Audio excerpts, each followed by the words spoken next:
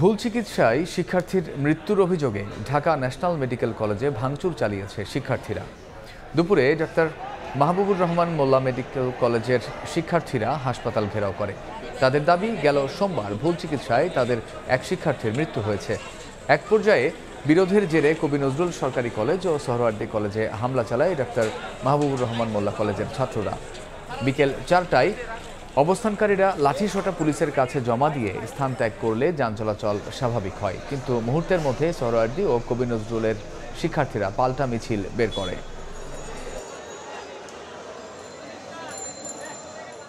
Suhrawardy college বা কবি নজরুলের কলেজে কেই বা কারা উস্কানি দিয়েছে, স্টুডেন্টরা বারবার বলার চেষ্টা করেছে আমরা এরকম কিছু পাইনি। তারা ওখানে গিয়েছিল, তারা ওখানে মারমুখী অবস্থানেই কিছুটা ছিল, লুটপাট করেছে এরকম কথা আমরা শুনি নেই। তবে স্টুডেন্টরা মারমুখী ছিল এটা আমরা দেখেছি, আমরা বারবারই রহিত করার চেষ্টা করেছি। আমরা ভিক্টোরিয়া পার্ক এলাকা সোহরাওয়ার্দী কলেজের সামনে পর্যন্ত আমাদের অবস্থান ছিল, কিন্তু যেটা হয়েছে স্টুডেন্টরা বিচ্ছিন্নভাবে কিছু ঘটনা ঘটিয়েছে। এই মুহূর্তে ঘটনাস্থলে আছেন সহকর্মী জুম্মান সাদিক জ্যাভলিন, সরাসরি যুক্ত হচ্ছি তার সঙ্গে।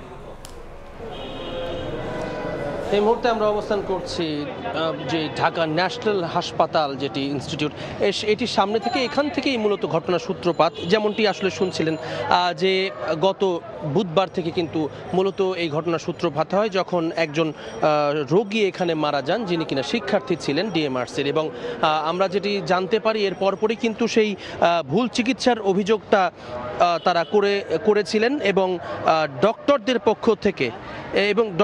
পক্ষ থেকে যেটি আমরা কথা বলে জানতে পেরেছি, বিশেষ করে মেডিকেল কলেজের বেশ কিছু শিক্ষার্থী এবং শিক্ষক, তাদের সঙ্গে কথা বলে যেটি জানতে পেরেছি যে মূলত তারা যেটি বলছেন যে ডেঙ্গুর শকের কারণে কিন্তু সিমটমে তিনি মারা গেছেন। এবং সেটি প্রতিনিয়ত আসলে প্রতিদিনই বাংলাদেশে বিভিন্ন হাসপাতালে সেটি ঘটছে, এমনটি তারা বলছেন। তবে তারপরেও যদি সেটি চিকিৎসাজনিত কোনো অবহেলা থেকে থাকে, সেটির তদন্তের জন্য কিন্তু তারা বলছেন যে তদন্তের একটি কমিটি করা হয়েছে এবং সেই কমিটি তদন্ত প্রতিবেদন জমা দেওয়ার পরে কিন্তু আসলে জানা যাবে মূল ঘটনাটা কি। এর মধ্যেই অর্থাৎ এই তদন্ত কমিটির যে চলমান প্রক্রিয়ার মধ্যেই কিন্তু আজকে যে অনভিপ্রেত ঘটনাটি ঘটেছে তারা বলছেন। এবং তারা একসঙ্গে এটিও বলেছেন যে যে কোনো যে তদন্তের মাধ্যমে যাকেই দোষী পাওয়া যাবে না কেন, সেটি কিন্তু যেন তার বিচার হয় কারো দোষ থেকে থাকলে, সেই কথাটি তারা বলেছেন।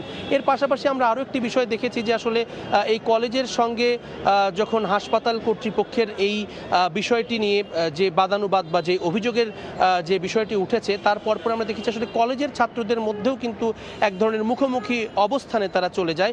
মূলত তারা এটি মূলত তিনটি পক্ষ থেকে তিন ধরনের কথা আমরা শুনেছি। হাসপাতাল কর্তৃপক্ষের কথা আপনাদেরকে জানাচ্ছিলাম যে তারা বলছে যে এই তদন্তের পরে আসলে তারা এই বিষয়টি বলতে পারবে।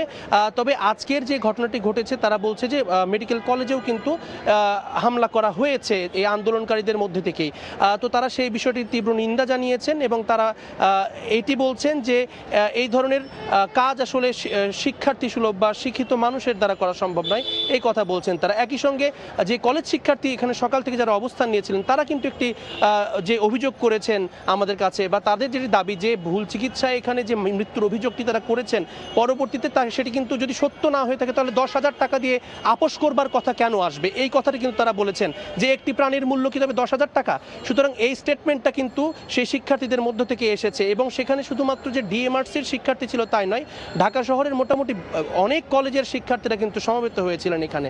এর পাশাপাশি আরও একটি পক্ষ এখানে তৈরি হয়ে গেছিল, যেটি কিনা সোহরাওয়ার্দী কলেজ এবং কবি নজরুল কলেজ, এই কলেজের শিক্ষার্থীদের সঙ্গে কিন্তু বাকি শিক্ষার্থীরা একটা মুখোমুখি অবস্থানে চলে গিয়েছিল। এবং তারা যেটি অন্যান্য যে ডিএমআরসি সহ অন্যান্য কলেজের শিক্ষার্থীরা বলছিলেন যে যেহেতু এই হাসপাতালের খুব কাছাকাছি সোহরাওয়ার্দী কলেজ এবং কবি নজরুল কলেজ, সেখানকার শিক্ষার্থীদের বা কোনো ছাত্র সংগঠনের পক্ষ থেকে তাদের উপর হামলা করা হয়েছে, এমন অভিযোগ তারা করছিলেন।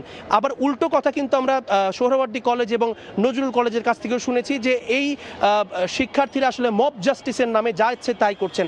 অর্থাৎ এখানে আসলে পুরোপুরি ঘটনাটি তদন্তের একটি প্রয়োজন রয়েছে।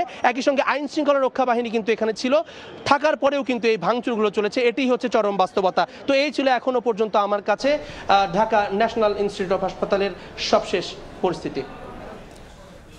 সরাসরি ছিলাম ঢাকা ন্যাশনাল মেডিকেল ইনস্টিটিউট হাসপাতালে।